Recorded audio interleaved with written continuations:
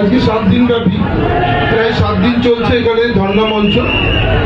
কেন্দ্রীয় সরকারের বিরুদ্ধে এই প্রতিবাদ আমাদের। প্রথম দুদিন আপনারা জানেন বাংলার মুখ্যমন্ত্রী আমাদের সকলের নেত্রী মমতা বন্দ্যোপাধ্যায় ছিল, যে কেন্দ্রীয় সরকার বাংলার মানুষকে ভাতে মারবার চেষ্টা করছে। কেন্দ্রীয় সরকার বাংলার মানুষের উন্নয়ন আটকে দেবার চেষ্টা করছে। আমরা দিল্লিতে গিয়েছিলাম মুখ্যমন্ত্রীর নির্দেশে, আমাদের সেনাপতি সাংসদ অভিষেক বন্দ্যোপাধ্যায়ের নেতৃত্বে আমরা সেখানেও ধর্ণা দিয়েছি। আমরা মন্ত্রীর সঙ্গে দেখা করবার সময় যে মন্ত্রী পালিয়ে গিয়েছিলেন, দেখা করেন, এবং তারপরে অভিষেক বন্দ্যোপাধ্যায়ের নেতৃত্বে আমরা রাজভবনে, আমরা ধর্ণা মঞ্চে এবং রাজ্যপালের সঙ্গে দেখা করেছিলাম মুখ্যমন্ত্রীর নির্দেশে। সেই ধর্ণা মঞ্চ আমরা সেখান থেকে প্রত্যাহার করেছিলাম। কিন্তু বাংলার মানুষকে যে বঞ্চনার কেন্দ্রীয় সরকার করছেন, স্বাধীনতার পরে এইরকম এক অপদার্থ কোন সরকার, স্বৈরাচারী সরকার, বিভাজনের রাজনীতির সরকার কখনো দিল্লির বুকে আমরা দেখিনি।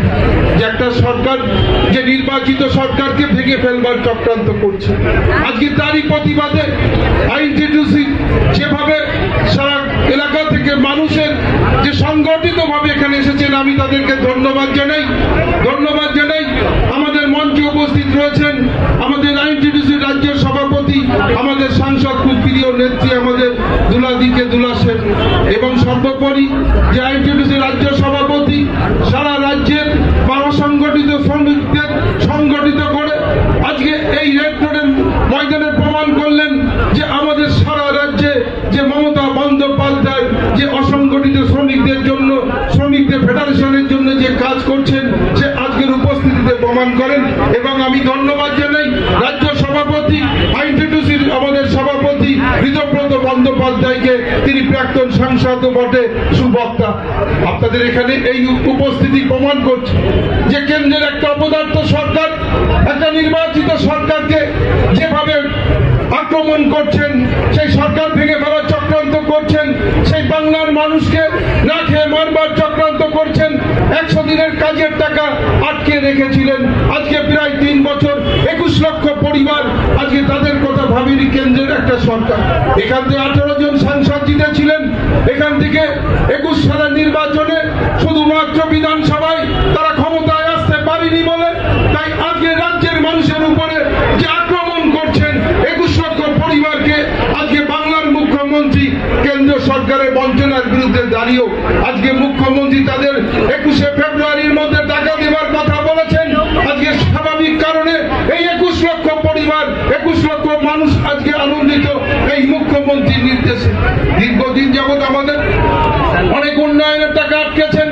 গ্রাম বাংলার যে মানুষগুলো, বিশেষ করে যাদের আবাসনের পাওয়ার কথা ছিলেন, বারবার কেন্দ্রীয় টিম পাঠিয়েছেন, সেই টিম পাঠিয়ে প্রমাণ করেছেন যে আমাদের কোনো দুর্নীতি তারা প্রমাণ করতে পারেননি।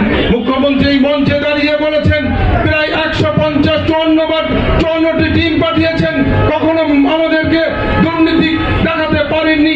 বারবার ফিরে গিয়েছেন 21 লক্ষ পরিবারকে তারা বাড়ি দেবার জন্য 11 লক্ষ পরিবারকে অনুমোদন দিলেন, কিন্তু তথাপি শুধুমাত্র রাজনৈতিক কারণে তারা 11 সালে পশ্চিম বাংলায় ক্ষমতা আসতে পারেনি বলে সেই বাড়িগুলো আটকে রাখলেন। অতএব নিরাশ্রয় করলেন মানুষকে। একদিকে ভাতে মারবার চেষ্টা করছেন, একদিকে মানুষগুলোকে নিরাশ্রয় করেছেন।